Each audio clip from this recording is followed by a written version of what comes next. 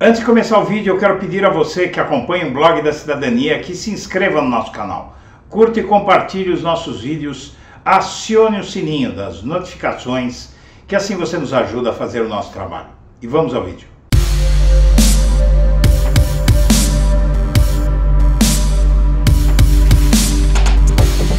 Bom dia, senhoras e senhores. Hoje é 2 de fevereiro de 2023, são 8 horas da manhã. E Bolsonaro está com ciúme de Michele. O lançamento da candidatura dela à presidência irritou Bolsonaro. O presidente do partido Bolsonaro aventou a possibilidade de ela concorrer ao Palácio do Planalto, mas o cargo que ela deve disputar em 2026 é outro. Mas Bolsonaro ficou com ciúme e Michele tem percorrido o poder em Brasília, veio sozinha ao Brasil e está aparecendo em escaninhos do poder de oposição como uma nova personalidade da política brasileira e da extrema-direita no país.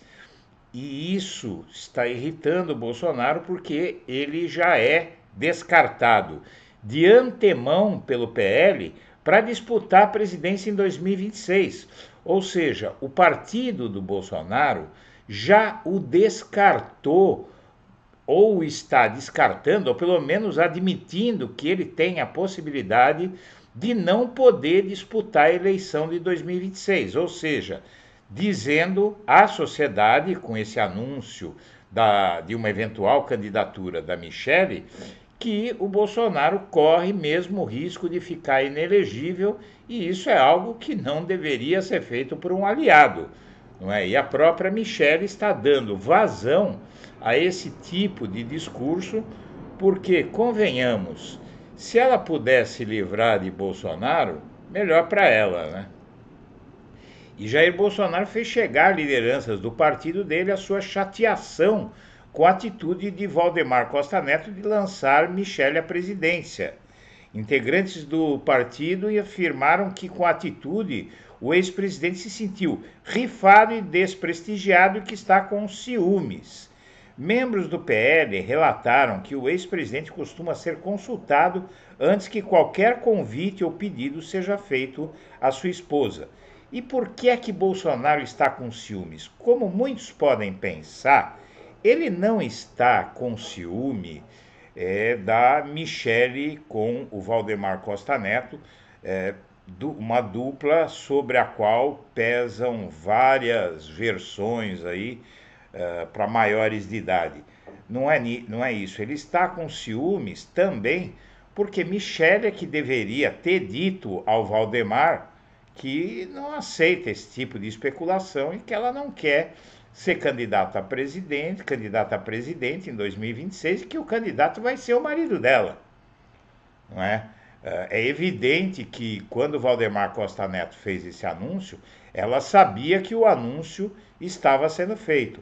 Então é o que a gente vê, não é? Esses homens poderosos, grandiloquentes, valentões, quando começam a perder o poder, é aliado ou ex-aliado correndo para todo lado. E a traição não tem limites. Quem perde o poder, perde tudo. E Damares Alves, mais uma vez, mostra o seu mau caráter. Não é o seu caráter, é o seu mau caráter. Você a vê nessa foto com a filha de Michele Bolsonaro, e ela se disse emocionada, revelando ataques que chatearam a filha dela, porque estão dizendo que a gestão dela na pasta dos direitos humanos está sendo responsabilizada pelo genocídio de um povo Yanomami. Enquanto a filha de Damares, segundo Damares, fica chateadinha, outras crianças como ela morreram de fome, e graças à atuação da Damares Alves, porque como ministra do Meio Ambiente, essa mulher tinha dever de socorrer as crianças Yanomamis que estavam definhando por falta de comida, porque o chefe dela, Jair Bolsonaro, estimulou garimpeiros a envenenarem a terra, a desmatarem a terra daqueles que são os verdadeiros donos do Brasil. Damares revela toda a sua falta de caráter nessa conversa fiada e inaceitável. E quem é Charlie Kirk? Extremista ligado à invasão do Capitólio e dono de evento nos Estados Unidos que terá Bolsonaro. Esse é um agitador da extrema-direita americana e ele é um dos acusados pelo caos no 6 de janeiro de 2021 nos Estados Unidos, no Congresso, no Capitólio, que é o Congresso americano. E Bolsonaro, com isso, ele compra uma briga muito grande com o governo Biden, que agora está, neste momento, analisando a concessão do visto de turista para o Bolsonaro continuar fugido nos Estados Unidos. O Bolsonaro foi anunciado como palestrante de um evento conservador programado para amanhã em Miami, na Flórida, onde ele está residindo.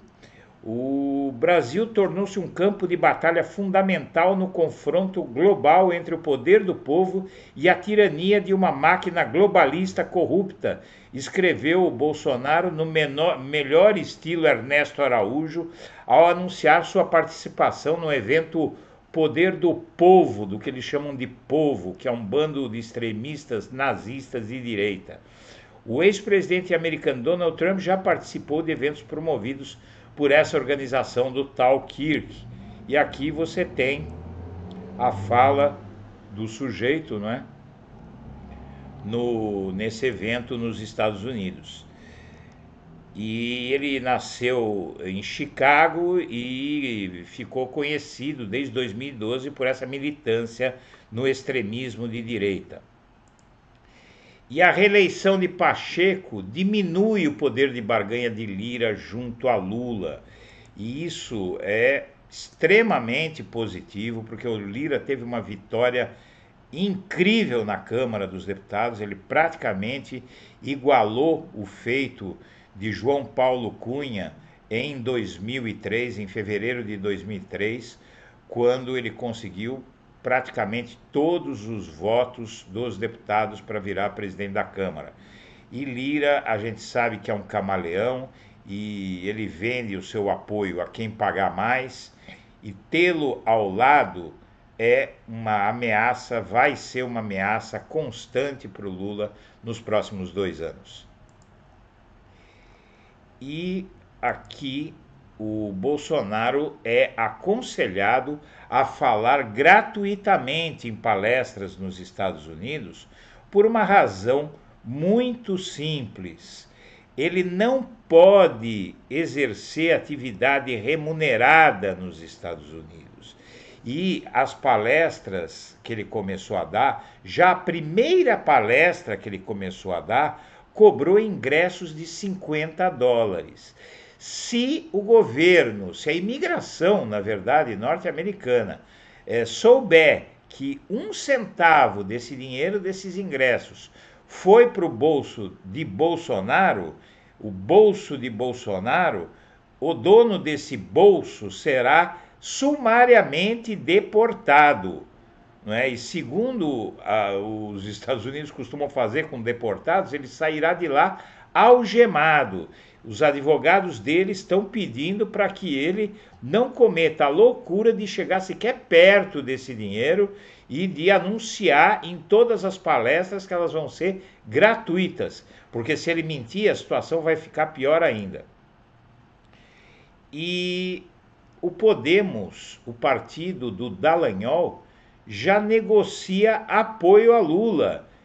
E o Dallagnol, ele quer ser oposição na CCJ, ele quer ter cargo na poderosa Comissão de Constituição e Justiça da Câmara dos Deputados, e o partido dele, o Podemos, que é o partido do Álvaro Dias, lá do Paraná, é um partido essencialmente hoje fundeado no Paraná, o Podemos já começa a querer aderir a Lula. Na verdade, depois da vitória do Pacheco no Senado, outros partidos, o Republicanos e o PP, que são os partidos da base de Bolsonaro, também querem aderir a Lula. E ministros afirmam que a tropa governista supera a de Pacheco. O senador que votou no Marinho já me procurou, diz Jacques Wagner. O Planalto entrou com ação para reeleger o presidente da casa, que acabou escolhido por 49 colegas. E o tal do Marinho, o candidato de Bolsonaro ao Senado, teve 32 votos. Porém, esses 32 votos não são todos bolsonaristas. E uma boa parte desses senadores que votaram em Marinho e não conseguiram elegê-lo vai correr para o colo do governo, e o Jacques Wagner conhece bem esse jogo. E a Aliança em Defesa da Democracia e contra o Golpismo teve um capítulo muito importante ontem. O presidente Lula e a ministra Rosa Weber, o presidente do Poder Executivo e a presidente do Poder Judiciário, fizeram um discurso duro contra Bolsonaro, com vários recados a ele.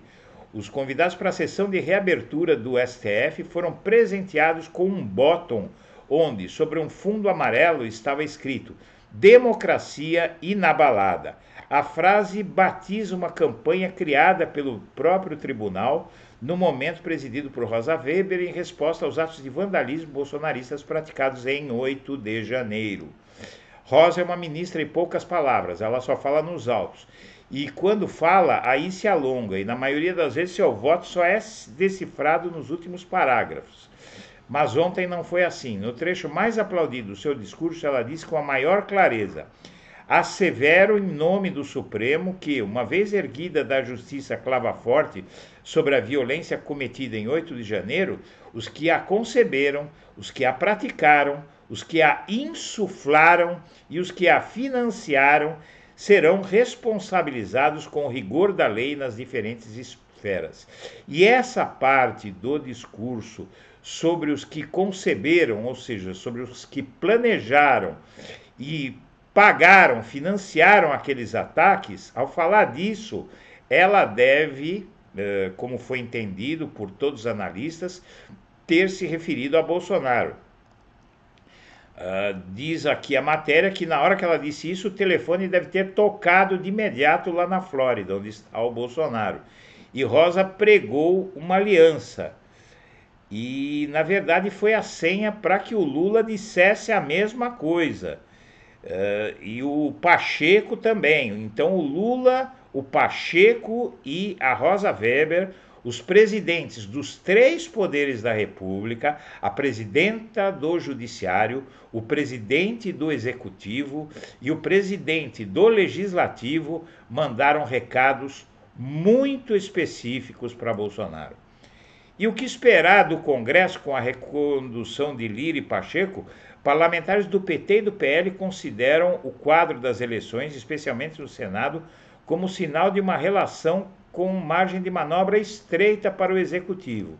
Então, realmente é um momento em que o Lula vai ter que ficar muito atento, porque esse senhor aqui do lado direito da tela, de quem olha, ele não é exatamente a pessoa mais confiável desse mundo. Senhoras e senhores, nós agradecemos a atenção e estaremos de volta ao meio-dia. Um abraço para todo mundo.